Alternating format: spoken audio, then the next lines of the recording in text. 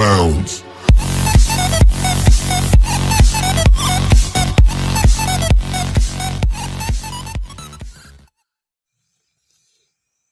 Assalamualaikum warahmatullahi wabarakatuh. Bismillahirrahmanirrahim mu'taz wa kulla aziz bi'izzati mu'taz. Ya aziz ta'azzazta biduni izzatik fahuwa dalilun inna allaha kawiyyun aziz. Usallimu ala sayyidina Muhammadin al-izzah mu'azzizil islam bil mu'izzah wa ala ajza'i ta'zizil izzati lillahi wa rasulih amma ba'd. Hadirin dosen terhormat dan teman-teman sekalian, pada kali ini kita diberi tugas untuk menjawab beberapa pertanyaan yang telah diberikan dari program studi Islam Nusantara.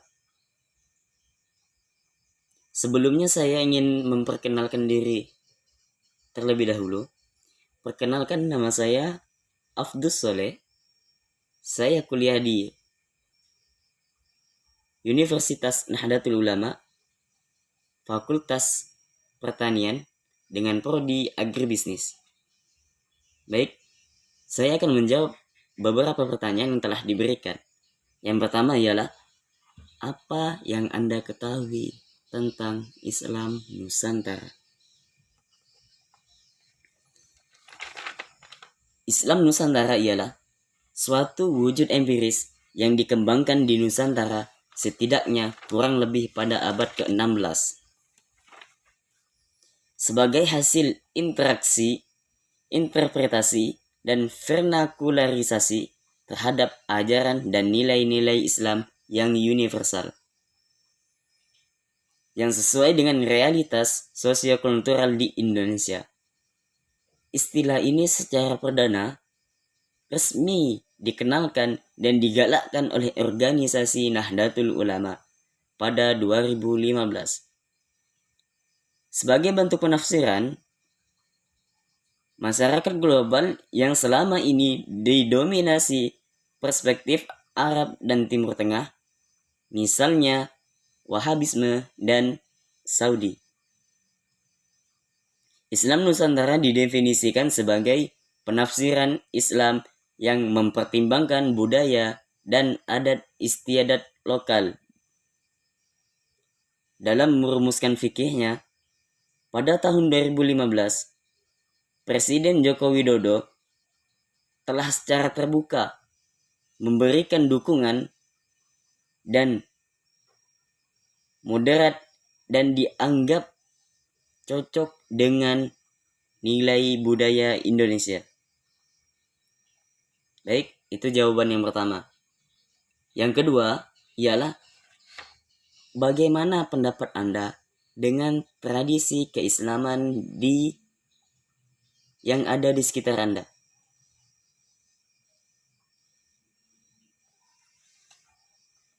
Baik, untuk yang nomor 2, tradisi keislaman di sekitar kami, menurut kami dari tahun ke tahun ialah alhamdulillah banyak sekali perkembangan.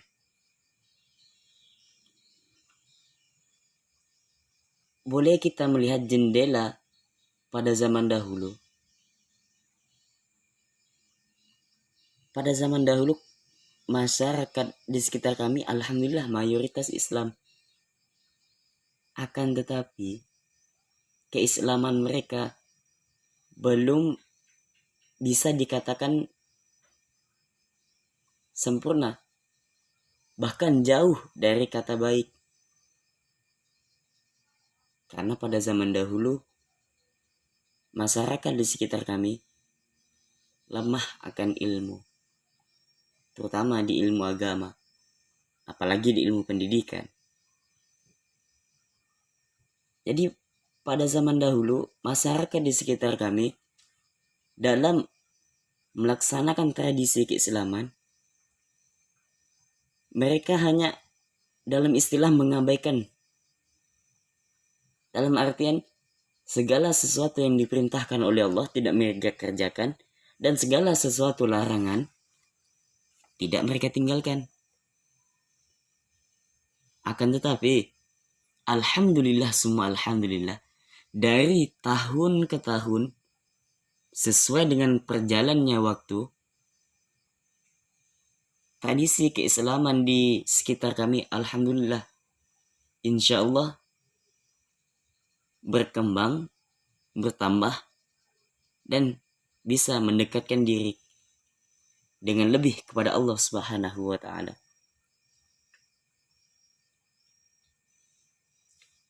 Hal ini terjadi tidak jauh dari dampak positif pesantren. Karena di daerah kami pada zaman dahulu tidak ada sekolah pesantren. Yang ada hanya MI, SD, pondok pesantren itu belum ada. Kan tetapi dengan adanya pondok pesantren di daerah kami, ialah yang kami sebut sebagai cahaya penerang,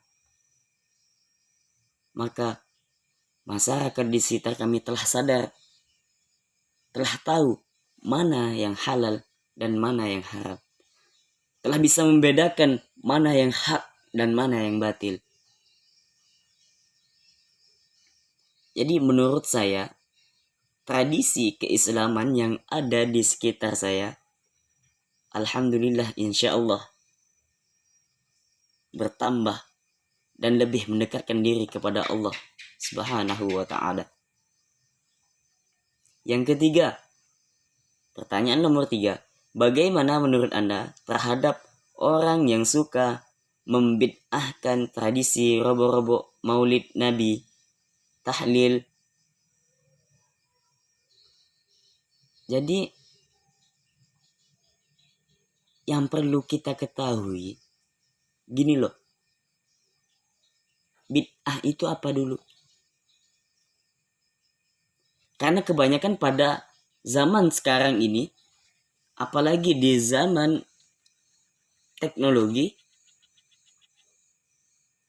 semua orang dengan mudah mengatakan bahwasanya ini halal, ini haram. Wow, ini tidak dikerjakan dengan Nabi, ini bid'ah.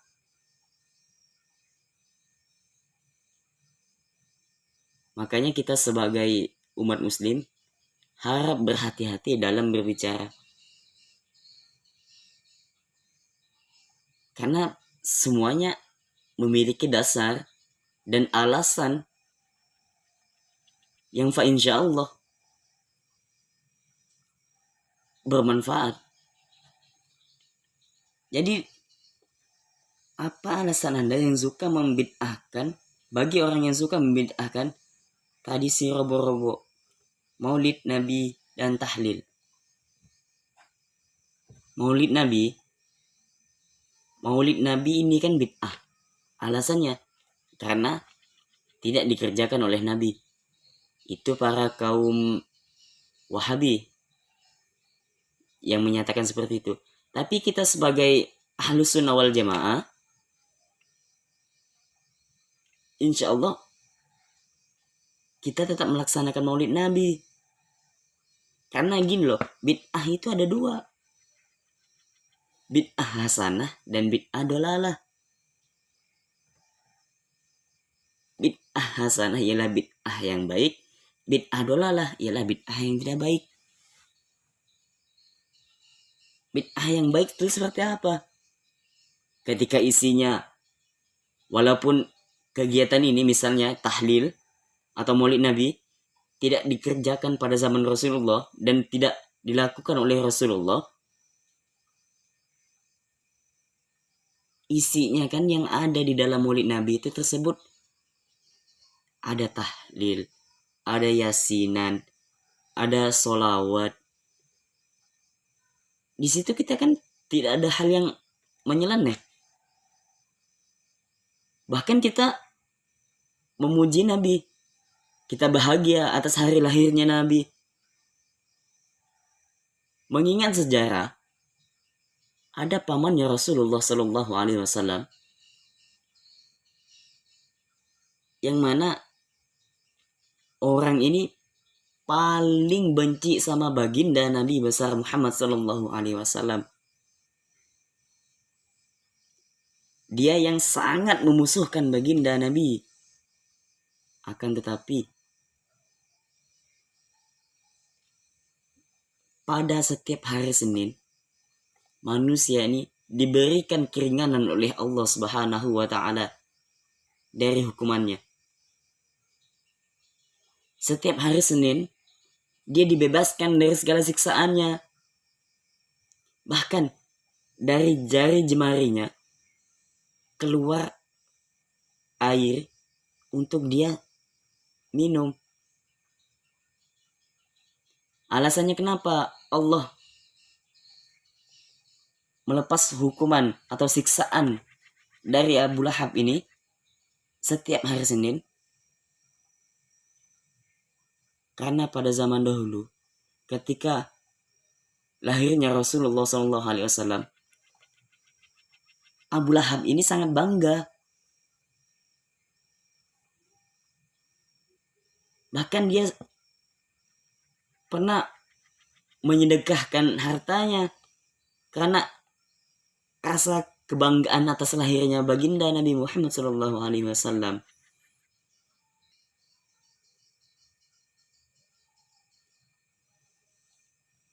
Terus apalagi yang kita pertanyakan? Apalagi yang kita permasalahkan? Maulid Nabi itu bid'ah.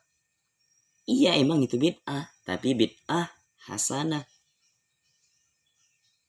Berbangga merayakan hari lahirnya baginda Nabi besar Muhammad Sallallahu Alaihi Wasallam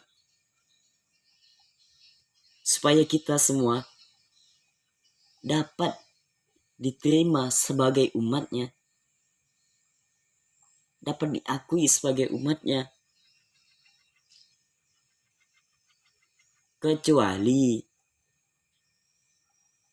yang Anda bilang bid'ah, isi maulidnya tersebut menyeleneh, tidak sesuai dengan syariat Islam.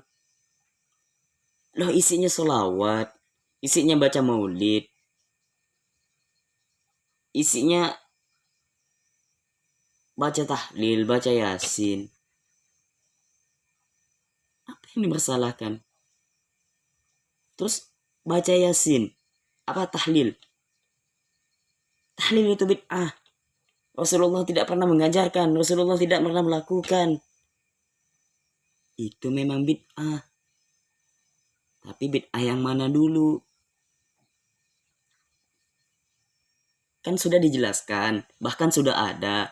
Bid'ah itu ada dua, bid'ah hasanah dan bid'ah dolalah. Bid'ah hasanah ialah bid'ah yang baik dan bid'ah dolalah ialah bid'ah yang tidak baik. Selama ini masih untuk kebaikan, marilah kita kerjakan. Walaupun tidak secara langsung dan tidak keluar langsung dari mulut suci baginda Nabi besar Muhammad SAW, selama tidak menentang syariat, tidak apa-apa kita kerjakan.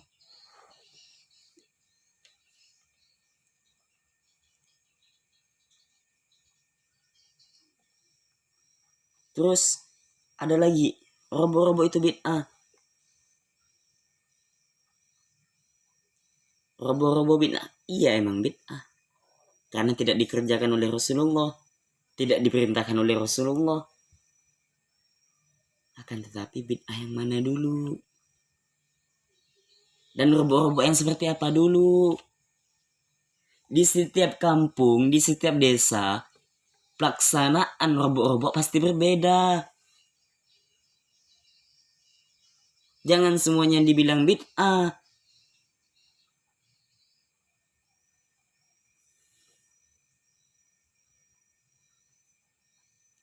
Saya pribadi pernah menghadiri acara robo-robo di kampung kami.